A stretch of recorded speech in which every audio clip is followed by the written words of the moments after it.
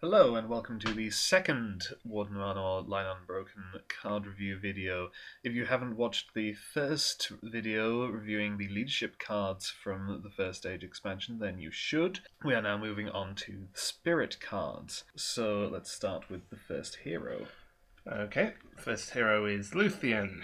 Is an 8 threat cost hero with 5 willpower, 0 attack, 1 defense, and 3 hit points. The Teleri and Noble traits. And her text reads, Action, exhaust Luthien and pay 2 resources from her pool to place an enemy face down. 4 resources instead if the enemy is unique. That enemy is considered to be out of play for all purposes except victory and advancement conditions until the end of the phase.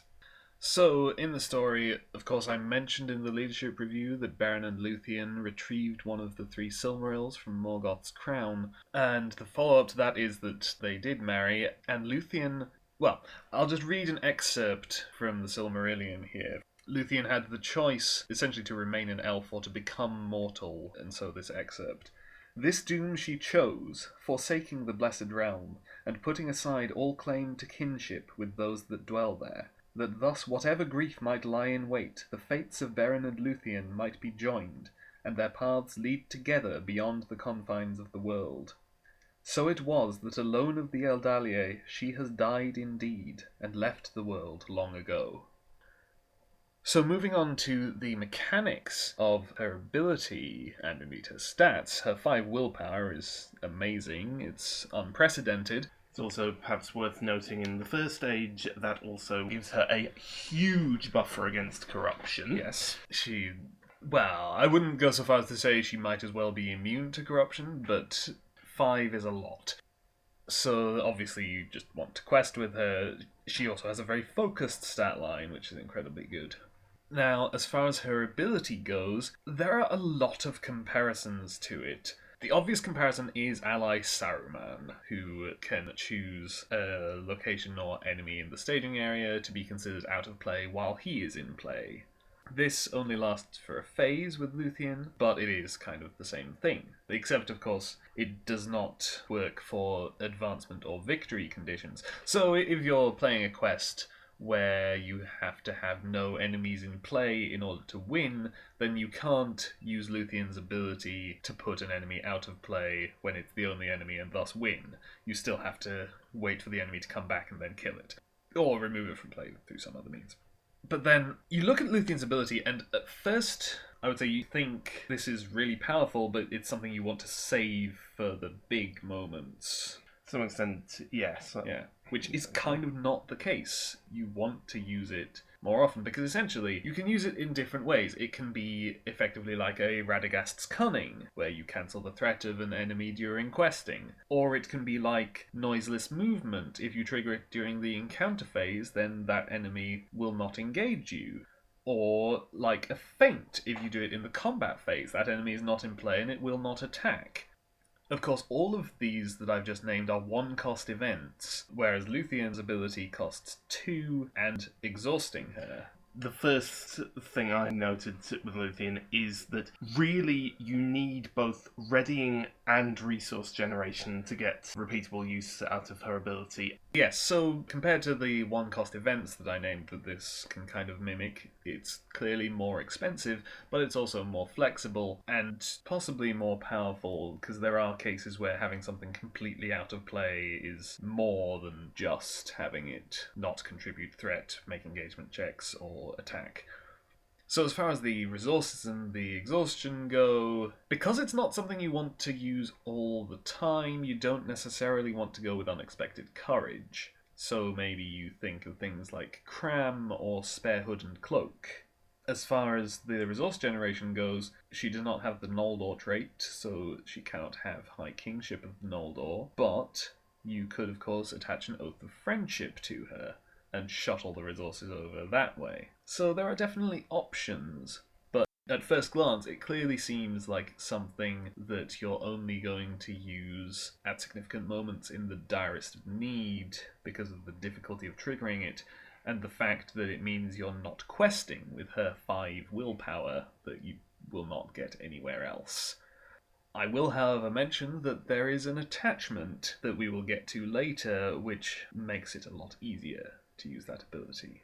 Final point is her threat cost is -1 compared to her stats, which is kind of the standard, though it's also very good because of, as I said, the very focused nature of her stat line.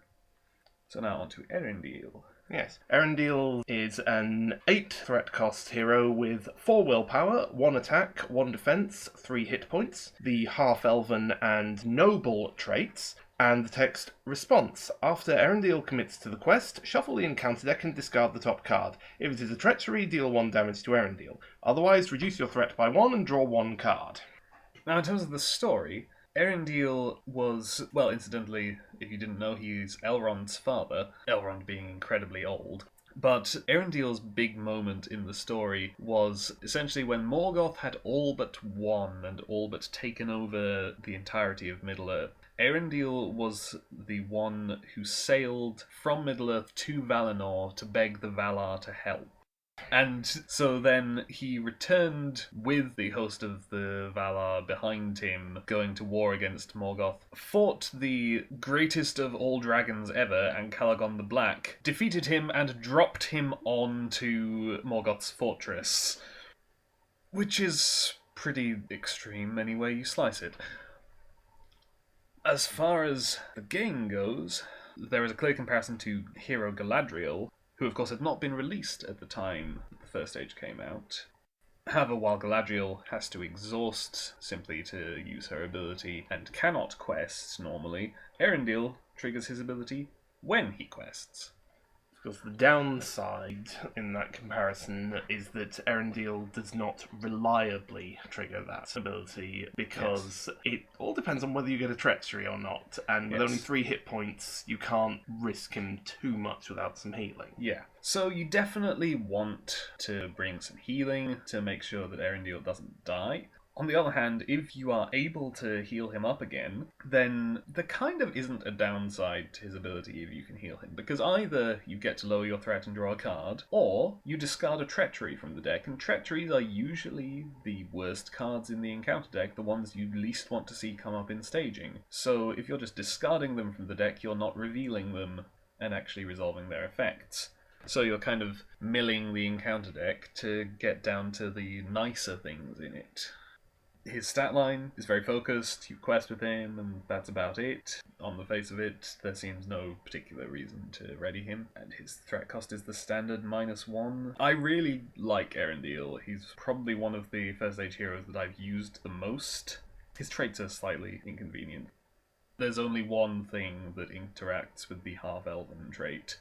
You kind of feel that he should just have the Noldor trait and the Edain trait, so that he could use things intended for both of them. But never mind, he's still incredibly good. And our third hero is Haleth. And Haleth is a 6 threat cost hero with 2 willpower, 1 attack, 1 defense, and 4 hit points. The Edain, House of Haleth, and Noble traits, and the text, Haleth gets +1 willpower for each enemy engaged with you. If Haleth did not commit to the quest this round, she may use willpower instead of defense when defending. Now, in terms of the story, well, I will note firstly that of the 3 great houses of men, the House of Beor, the House of Hador, and the House of Haleth, Haleth is the only one of those 3 who appears as a hero rather than an ally. Hador we've already seen as a leadership ally, and Beor is a spirit ally, who we'll get to shortly. Haleth instead is a hero. And her big moment was that after her father and brother were killed by orcs, she chose to lead her people west to new lands across a very dangerous route, which I'll just read an excerpt here. Soon, however, Haleth desired to move westward again, and though most of her people were against this counsel, she led them forth once more, and they went without help or guidance of the Eldar, and passing over Kelon and Aros, they journeyed in the perilous land between the mountains of Terror and the girdle of Melian. That land was even then not yet so evil as it after became, but it was no road for mortal men to take without aid, and Haleth only brought her people through it with hardship and loss, constraining them to go forward by the strength of her will. So we can kind of see there that her ability is thematic. She constrained her people to go forward through danger by the strength of her will, And in the game, her willpower is increased if you are engaged with more enemies. And she can also use it to defend. So the natural comparison is, of course, the Dunedain mechanics from the Lost Realm Deluxe Expansion and the Angmar Awakened cycle. If you want to keep these boosts maintained, you can use forest snares to stop enemies attacking you, or just have lots of good defenders, or other combat tricks available. I've never actually played a Haleth deck in that way. I've generally just used the benefit when enemies are engaged with me, generally using her as a defender. Although, as I said, I tend to use her as a defender. One neat point is that she has a fairly focused stat line, or, well, she doesn't have that many stats, but of course her willpower increasing with engaged enemies means it's effectively a very focused stat line. But it's also flexible, because she can use that willpower for questing or defense as you need it. But of course not both, so she's not someone that you really want readying effects on. Obviously, she synergizes very well with Finrod. Yep. Because that gives her yet more willpower. Yes, it puts her up to 3, and if you're using her to defend, then you have to be engaged with at least one enemy, meaning she's 4. Yeah.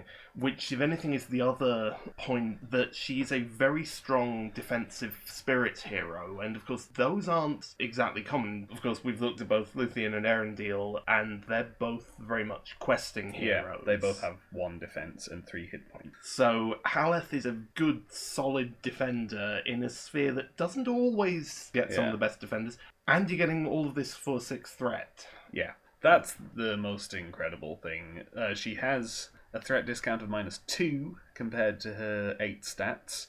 Of course, if you're switching between using her to quest and using her to defend, you have to decide which you're doing when you commit to the quest, so you could get surprised by more enemies than you were expecting. On the other hand, if you're just using her as a 6 threat defender, who has at least 3 defense and 4 hit points, that's a pretty solid option. She does definitely open up the possibilities of building secrecy decks in the first age, which I've toyed around with, and sometimes they work. But all in all, she is another definite favourite of mine, one that I've used a lot. So now let's move on to the allies. First ally we look at is Elwing. Elwing is a 3-cost ally with 3 willpower, 0 attack, 0 defense, 1 hit point. The half-elven trait, she is unique, and she reads, while Erendil is in play, Elwing gains response. After Elwing is destroyed, you may immediately put her back into play for 1 spirit resource, limit once per round. Now, firstly I'll mention that in story terms, Elwing was Erendil's wife, and she was also the granddaughter of Beren and Luthien. So, obviously, at first glance, you just think you quest with her. 3 willpower for 3 resources, it's good. Only 1 hit point, no other stats, but that ability is an interesting one, because it potentially means you can just use her as a chump blocker each round and spend 1 spirit resource to keep bringing her back. Of course, that could get costly in the long run, and it also means that you're not questing with her 1 willpower.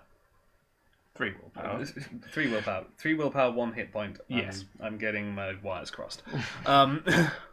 Yes. And you probably don't want to kill her with direct damage, although it is a handy point that if there is some sort of direct damage effect that kills her off when you weren't expecting it, then you can just bring her straight back.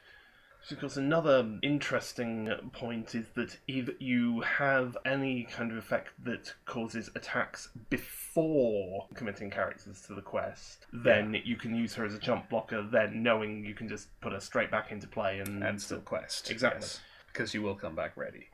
All in all, just very good quester with an ability that you might use under some circumstances. On the assumption you have Erendil in play. Yes. Otherwise, even if you don't have Erendil, you still quite possibly want the 3 willpower for 3 resources. Okay, next ally then is Baal, who is a 2-cost unique ally with 1 willpower, 1 attack, 1 defense, 2 hit points. The Edine and House of Baal traits, and his text reads, action, attach Baal face down to a character with the House of Finarfin trait, counts as a vassal attachment with the text attached character gets +2 willpower. So obviously, as with all Edain allies, he works very well with Finrod, because he becomes 2 cost for 2 willpower. And then there's a neat point with that ability, because of course you attach Beor face down to a character with the House of Finarfin trait, which could be Finrod, or it could be Orodreth, or it could be one other ally we're going to get to, though probably not. But since he is face down, Ian can feel free to contradict me on this, but as I interpret it, since he is face down, his text, other than the text for turning him face down and treating him as a vassal attachment, is not in play, including his title. Thus, if you have another copy of Beor in your hand, and one in play, you turn him face down and attach him, and then play the next copy, because there is not already a copy of Beor in play, so the uniqueness doesn't count. He's not in play. He's not Beor. He is a vassal attachment with the text attached character gets +2 willpower. So that's obviously my favourite thing to do with him. Otherwise, you could consider it if it's just a case where if a quest is kind of punishing on allies but not on attachments, then maybe you just attach him anyway because he'll contribute the same amount of willpower. Assuming Finrod is in play, he'll contribute the same amount of willpower. If Finrod is not in play, he'll contribute more willpower as an attachment than as an ally. And so if that's all you want from him, then you might well just do that anyway. On the other hand, you could use his other stats, because he has a well-rounded stat line. The next ally is Morwen. Morwen is a 3-cost ally with 2 willpower, 0 attack, 1 defense, 2 hit points. She has the Edain and House of Beor traits, and reads Action. Raise your threat by 1 to give Morwen +1 willpower until the end of the round. Limit twice per round. So this is an interesting one. She's in the right sphere for a threat-raising ability. Spirit has all the threat reduction. And indeed low-threat heroes, as we've kind of covered. Yes, 8, 8, and 6. She has the Edain trait, so she pairs well with Finrod, as usual. You could possibly use her with the Strength of Men card as a quest boost, particularly also triggering her ability. So say Finrod is in play, so she's 3 willpower. Trigger her ability twice, raising your threat by 2 to give her +2 willpower. Now she has 5 willpower, but instead of questing with her, you just pay 3 for Strength of Men and exhaust her to add that 5 willpower to all of your Noldor characters. So if they are all questing, then it's effectively like she is questing multiple times. Not something I've ever done, but something that I really want to do now I've realised I could. Other than that, it's pretty simple. She just quests. Yeah. So the next ally. Okay, our next ally is Tuor, who's a 4-cost unique ally with 3 willpower, 1 attack, 1 defense, 3 hit points, the Edain and House of Hador traits, and text Action. Exhaust Tuor to choose a player. That player looks at the top 3 cards of his deck. He may discard 1 to discard the top card of the encounter deck, returning the remaining cards to the top of his deck in any order.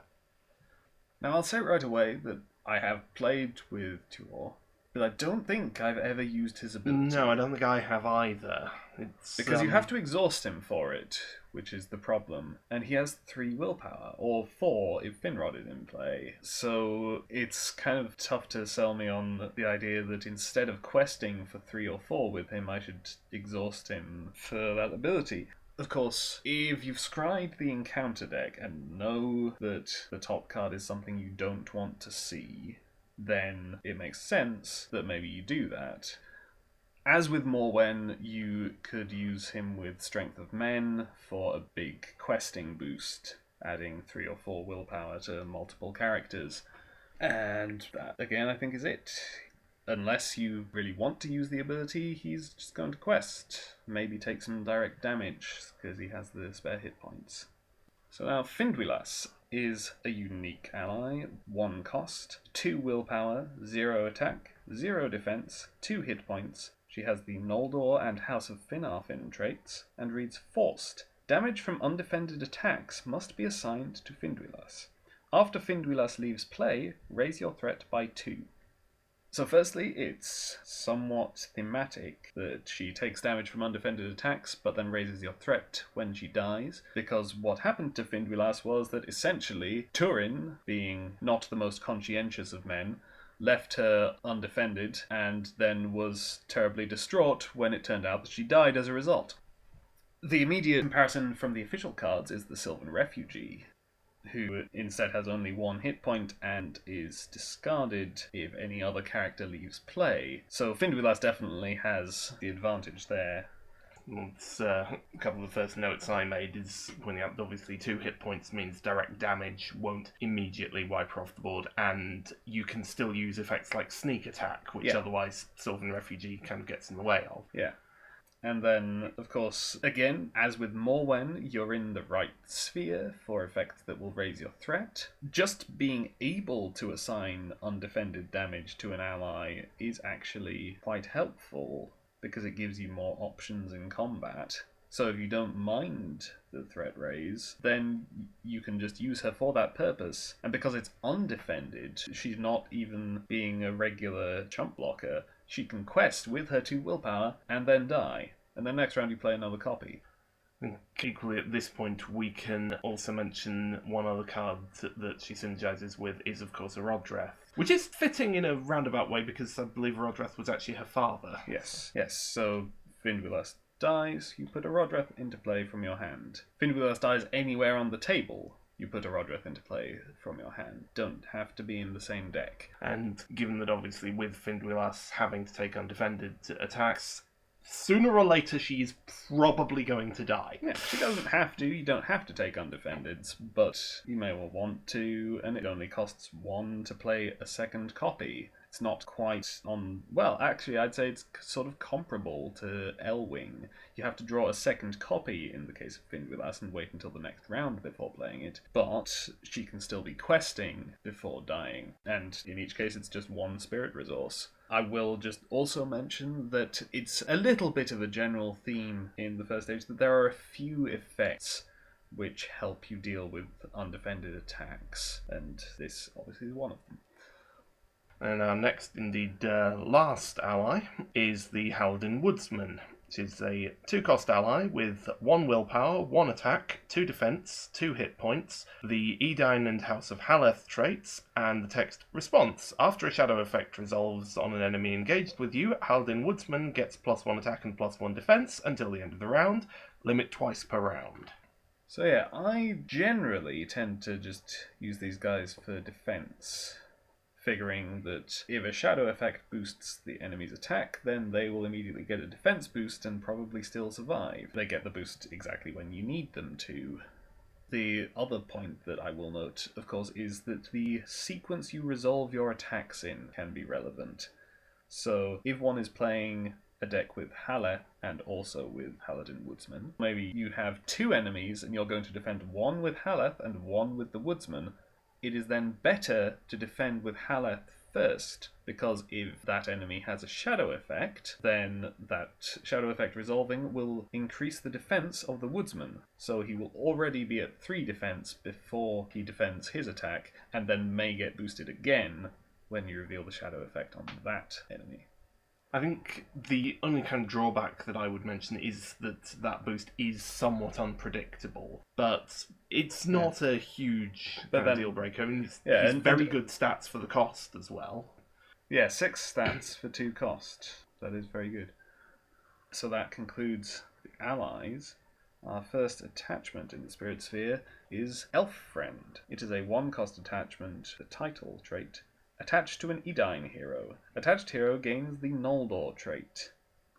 Now, of course, this came a cycle and a half before the release of the official Elf Friend attachment in Treachery of Rudar, which sort of obsoletes it, because that Elf Friend attachment is neutral, has the same cost, and attaches to anyone, and also grants the Sylvan trait for any situations where that would be relevant, which is slightly unfortunate, but these things will potentially happen. In this case, it only works for Edine, which, as I mentioned in the leadership review, there's Baron and there are 3 others. Haleth, obviously, is one of those 3 others. And I don't think I've ever used this. The one situation where I've considered using this would be to attach High Kingship of the Noldor. As I recall, there are some other decent first stage effects that target Noldor. And it's one of the things I was going to say. In the first stage, the Noldor trait is a potentially valuable one to have, because you can compare it to something like Noromaya Stranger, where there still aren't many great reasons to give Whereas the Rohan trait. Noldor does a bit more for you. Exactly. And of course, also looking at official cards released, as well as Elf-Friend, there have been things like Lords of the Eldar that trigger off the Noldor trait. So it's definitely becoming a more valuable trait to have. Actually, the one other thought I might bring up, I suppose, is that since I've been talking about the possibility of using Strength of Men, then maybe if you had a deck with, say, Beren, Finrod, and Haleth, so you have leadership and spirit, and you're mostly playing around the Edine trait, but then you could attach Elf-Friend to both Beren and Haleth, so they both also have the Noldor trait. So when you trigger your Strength of Men with Morwen or Tuor, you give the willpower boost to those two as well. Definitely potentially valuable. Our next card is the Shadowy Cloak. It's a 2-cost unique attachment with the enchantment trait, and the text reads, attached to Luthien. Resources on Shadowy Cloak can only be used to pay for Luthien's ability. And action, exhaust Shadowy Cloak to either add 1 resource to Shadowy Cloak or ready Luthien. This is the Luthien attachment. I did say that you sort of feel Luthien needs resource generation and readying to make her work. Yes, and this gives both. So yeah, this is the thing.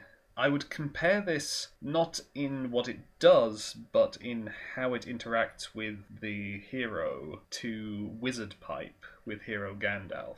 Because when you first look at Hero Gandalf, you see, okay, so he can play cards from the top of the deck. That's going to be useful but kind of inconsistent. And then you see Wizard Pipe and see that actually you can control it very easily once you have that attachment. This is the same way. Luthien's ability looks potentially incredibly powerful, but difficult to make it work consistently. And then you see the Shadowy Cloak and realize that as soon as you attach that, it actually becomes pretty easy, because every round Luthien will quest, and then every round you will exhaust the Shadowy Cloak to add a resource to the Shadowy Cloak. Luthien can still use her resources to play cards, and the cloak builds up a pile of resources, and then as soon as you want to use her ability, instead of exhausting the cloak to add a resource, you exhaust it to ready Luthien, and then exhaust her to use her ability, spending resources from the cloak. It just takes away the 2 downsides of the ability, essentially. Obviously, it still means that you're not going to be using Luthien's ability every round, but you probably don't want to be. Our next attachment is Vingilot. It is a 2-cost unique attachment with the Ship trait, and reads, attached to a hero with the Half-Elven trait. Action, exhaust Vingilot to use the attached hero's willpower instead of defense, or attack, if attached hero is Erendil, until the end of the phase. So as Shadowy Cloak was the Luthien attachment, Vingilot is the Erendil attachment. So the comparisons in the official card pool would, to my mind, be Herogrim, Fair and Perilous, and Against the Shadow. Herogrim and Fair and Perilous for attack, and Against the Shadow for defense, obviously. Compared to Herogrim and Fair and Perilous, it's using your willpower for attack rather than adding your willpower to your attack. But that doesn't make such a huge difference when your printed attack is only 1. Compared to Against the Shadow, it's obviously repeatable and only works for the one character rather than messing up any spirit characters who do have good defense. And yeah, this obviously makes Erendil much, much more flexible and makes you want to stick Unexpected Courage on him. Quite possibly multiple copies thereof. The only thing I'd add is that, as things stand, although it doesn't explicitly say it, Erendil is the only target at the moment, unless, as I just realised, you managed to stick Sword Thane onto Elwing. Yes. And Sword Thane, technically I don't think it's on the approved list yet, but probably should be. Yes, well the approved list at present only goes up to, I think, Treachery of Rudar. So cards from the Dread Realm have not been considered for it yet. But an update is probably coming somewhere in the near future. So if Sword Thane goes on the approved list, then yes, you could put Vingilot on to Elwing, which would be interesting. I mean, the thing is, she could then defend with her 3 willpower instead of questing with it, but she still only has 1 hit point. And you could use her ability to put her back into play if she dies, but you would then lose Sword Thane and Vingilot, and that requires Erendil to be in play as well. So why haven't you put it on Erendil in the first place? Yes. And we may get other half-elven heroes. That's Ian true. is obviously just leaving the design space open for him to create another one somewhere along the line. Yes, which is very sensible. But yes, otherwise Vingalot just powers up Erendil to let him do everything, so long as you can get readying effect, rather than only doing one thing. Okay. Last attachment then. Nymphalos is a 0-cost unique attachment with the item and artifact traits, and the text, attached to a hero. Action, pay 1 resource from attached hero's resource pool to give attached hero +1 willpower until the end of the phase, limit 3 times per phase. So the obvious comparison is Protector of Lorien. You're spending resources rather than discarding cards, and it only does willpower, not defense, but otherwise it's the exact same thing. The main thing is, of course, that it works best if you do mix it with some form of resource generation. I mean, the ones I know have done are obviously High Kingship, if you are using an Aldor. And one of the ones I think is most interesting, potentially, is Baron, because, of course, that way you're getting the resources to boost his willpower when you kind of need the willpower boost. Yes, you reveal a card with at least 3 threat, it adds a resource to Baron, and then you can spend that resource to gain more willpower to get past the 3 threat card you just revealed. Obviously, it also works with the Harp of Fingon, and indeed the Oath of Friendship allows you to move resources around. The resource cost could be expensive in the long run if you use it too much, but as just a way of correcting your questing if you've gone slightly too low, just want to clear a location or a quest stage, is always very valuable. Our first event is, I may not pronounce this correctly, but I think Erchamion, something like that. It is a 3-cost event with the condition trait, and it reads, Response. After a character is destroyed, put that character back into play under its owner's control.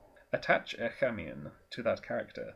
Counts as a condition attachment with the text, the attached character gets -1 attack and -1 defense. This refers to the fact that Baron got his hand bitten off by a wolf, and I think it literally means one hand. Something like that, yes. Baron was known as Baron One Hand. So the first point to note is that it refers to character, not ally, and as such, you can use it to revive heroes. Similarly to Fortune or Fate or Landroval. Landroval is perhaps the best comparison because Fortune or Fate works any time, no matter when the hero died. If they are in the discard pile and you draw Fortune or Fate, you can play it.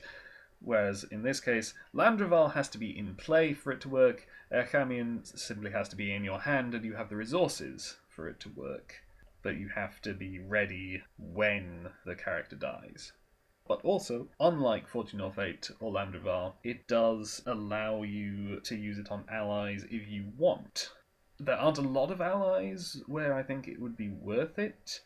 Obviously, since it's a 3-cost event, you probably don't want to use it on any ally that costs less than 3, which limits your options, but it is a possibility. The other points that we can make are that obviously it attaches as a condition attachment, so if you bring any form of condition removal, you can actually negate that penalty. And if we look on the First Age approved list, we will see that the Miner of the Iron Hills and Ally Elrond are both on it. Athelas is not, and Power of Orthanc is not. But Miner of the Iron Hills and Ally Elrond can both remove this and thus take away that downside. The other aspect, of course, is that you could put it on a hero who essentially has negligible attack or defense anyway. So, yes. Any of the 3 spirit heroes, in fact. Yes. So, yes, any of the 3 spirit heroes, because Luthien does not use her 0 attack and 1 defense. If Haleth is participating in combat, she is defending with her willpower, and if Erendil is participating in combat, he is defending and or attacking with his willpower. So reducing the other stats to 0 makes no difference at all. Next card then is The Day Has Come, which is a 2-cost event with the text Action. Until the end of the phase, all Noldor characters get +1 willpower. There's a natural comparison to Untroubled by Darkness, which does the same thing for dwarves. The only question mark over this, to my mind, is how many Noldor characters you need to have in play for it to be worth it. One of the things I would say was I did note down the comparison with Untroubled by Darkness. Obviously, it can't get you a +2 willpower, unlike Untroubled by Darkness. Yeah. But equally, one of the things about a card like Untroubled by Darkness is that with all of the ways to make dwarves just swarm, you usually don't need to play something like Untroubled by Darkness, you just play more dwarves. Yes. Whereas in this case, you can't make the First Age Noldor swarm in quite the same way, so there is probably a level at which it's worth paying those 2 resources to actually get a good amount of extra willpower. Yeah, it definitely is. It's just a question of when you reach that point and how likely you are to reach that point. It's clearly much better in multiplayer because it is a global effect. It doesn't just target characters you control. There are certainly enough Noldor in the first stage to make it worth playing, but it might be less practical to fit them all into one deck. Actually, just thinking about it, it's very much a multiplayer card because I think the only Noldor in spirit that we've mentioned is Finduilas. Yes. So, exactly 1 ally and no heroes. Yes. Unless we move on to the approved list. Yes. So it is another sort of multi-sphere type card. Our next event is Song of Luthien. It is a 2-cost event with the Song trait and reads Action. If you control Luthien or a unique Maya character, reduce each player's threat by 3. And I'll mention at this point that there is only 1 unique Maya character you could possibly control, which we'll get to when we get to the neutral cards. So obviously those are serious limitations on playing it, but the fact that our unique Maya character is neutral means you can put this into any spirit deck, even without Luthien, if you want to. You can compare it, obviously, to the Galadhrim's Greeting, but you don't have the option of just reducing one player's threat by 6. You only have the each player. It is cheaper, and it reduces by more in that instance. It's clearly much more effective in multiplayer than solo, where you'd just be paying 2 to reduce your threat by 3. Our next card then is Song of Staying. It's a 1-cost event with the Song trait, and it reads, Response. After a treachery with Doomed or Surge is revealed, cancel the effects of all keywords on that treachery. So this is an interesting one, because at first sight you kind of think, wow, that's amazing.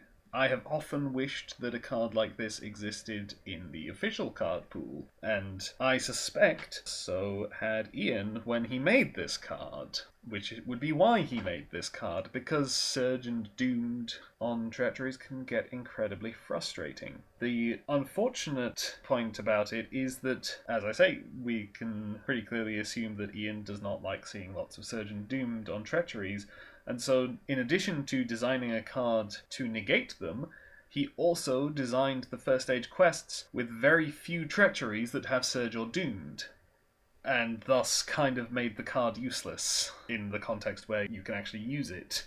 The one thing I'd add about it is more to do with the functionality, which is just an interesting observation I would make, is that if there are any kind of scenario-specific keywords in a quest, then Song Staying can cancel those as well, provided the card has Surge or Doomed. Yeah, so in principle it's amazing, but in practice there are actually very few targets for it. Yes, very cool. We have considered it, looked at Encounter decks, and then realised actually we don't need this card. Yeah, but where there's like 1 or 2 things. Whereas there are plenty of official quests where we would love to bring along something. If you could bring first stage cards when you were playing, say, Khazad-dûm, and cancel Signs of Conflict completely, or playing Watcher in the Water and cancel whatever it's Disturbed called, Waters. Disturbed Waters, Doomed 5, that would be great.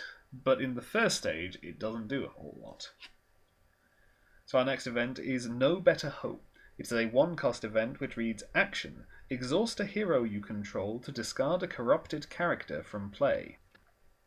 It's kind of on the expensive side, needing to exhaust a hero, Though, of course, a corrupted character becomes an enemy. So, in that regard, paying 1 resource and exhausting a hero to discard an enemy from play actually sounds like a reasonable trade.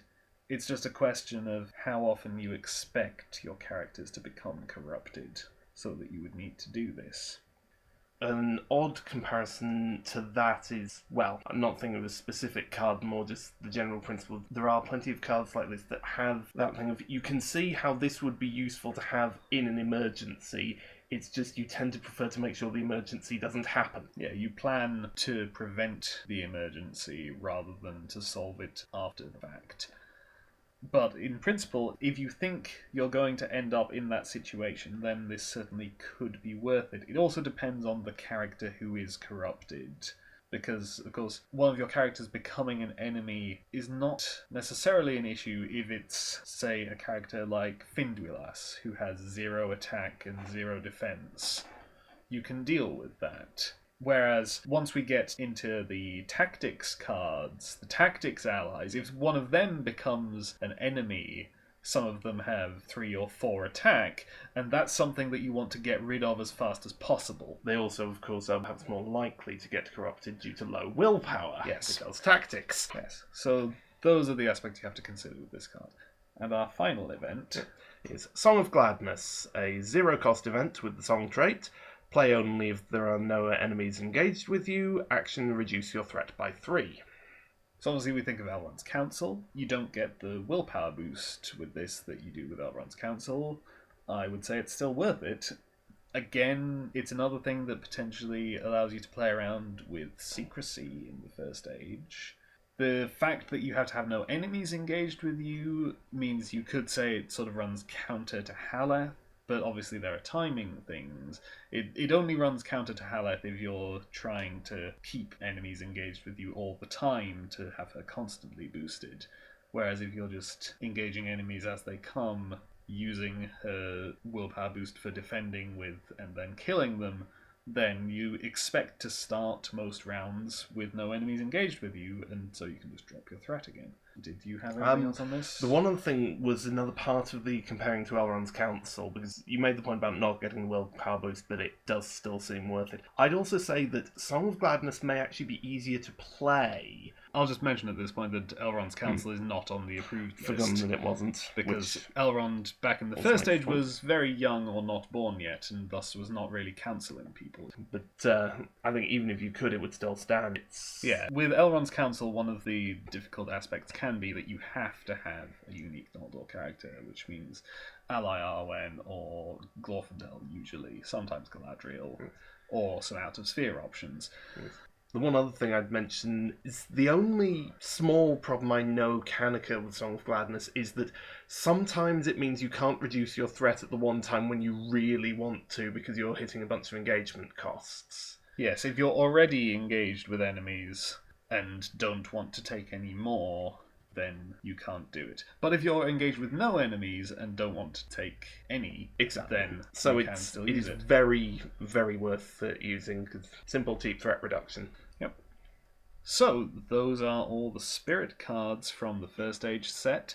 Thank you for listening/watching, and we'll be moving on to the Mastery Sphere next. Goodbye. Goodbye.